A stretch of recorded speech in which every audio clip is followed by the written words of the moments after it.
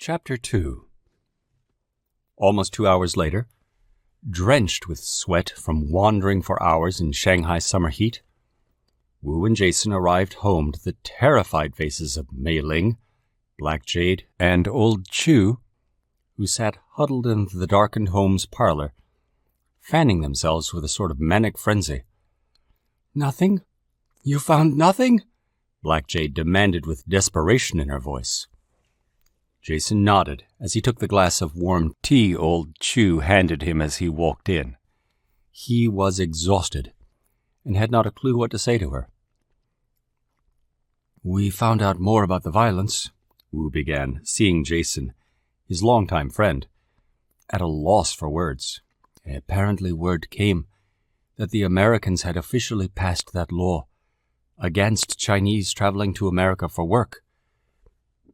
And a bunch of men on the wharf started attacking anyone who looked Western and started fires at least 2 foreign merchant stores.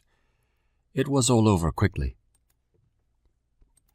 "Was anyone killed?" Black Jade asked quietly.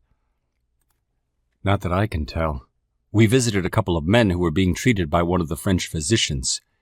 We asked about Will, but they knew nothing.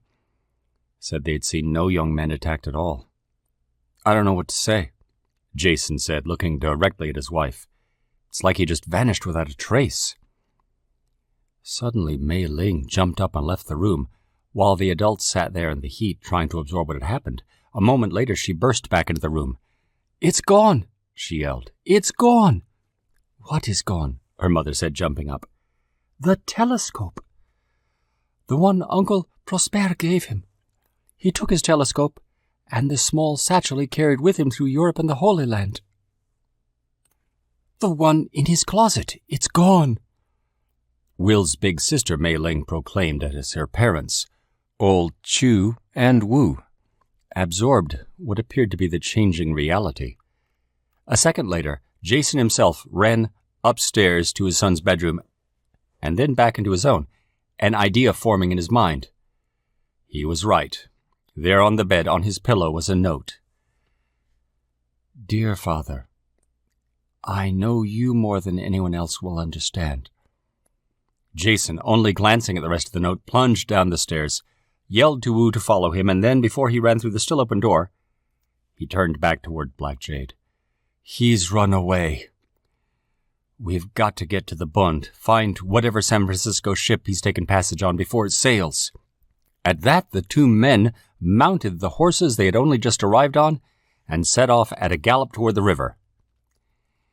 Hours later, with every stitch of their clothing completely soaked with sweat, the 2 men returned, this time moving far slower, looking totally dejected as they handed both horses over to a houseboy Jason had employed to care for the horses. A moment later, they again walked into the house and collapsed into the 2 overstuffed chairs as the 3 women stared at them. No one said a word as Wu and Jason rubbed the wet towels that Old Chu handed them across their faces and necks. The room could not have been quieter. Finally, Mei Ling broke the silence. "You found nothing?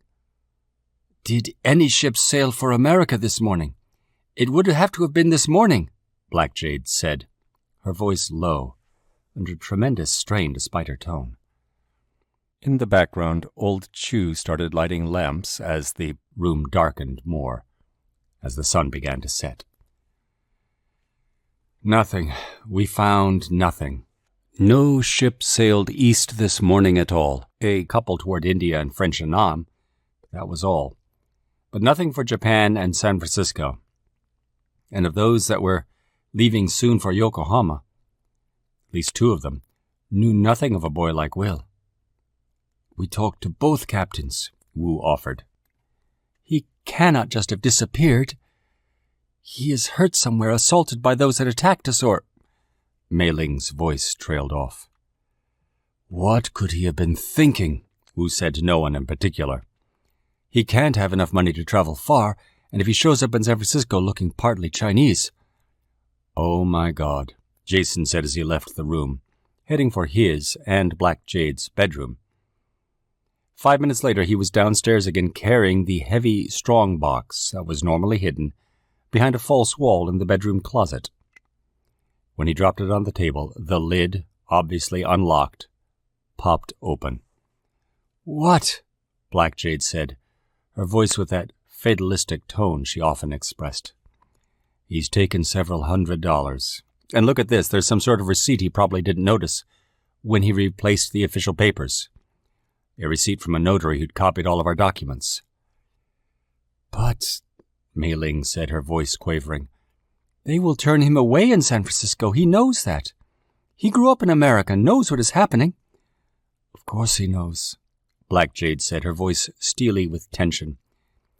"My husband, in the morning you will need to go back to the wharf and find out what ships sailed east yesterday. He will have decided it is easier to get into America if he arrives first in New York, looking as he does partly like the Mediterranean people.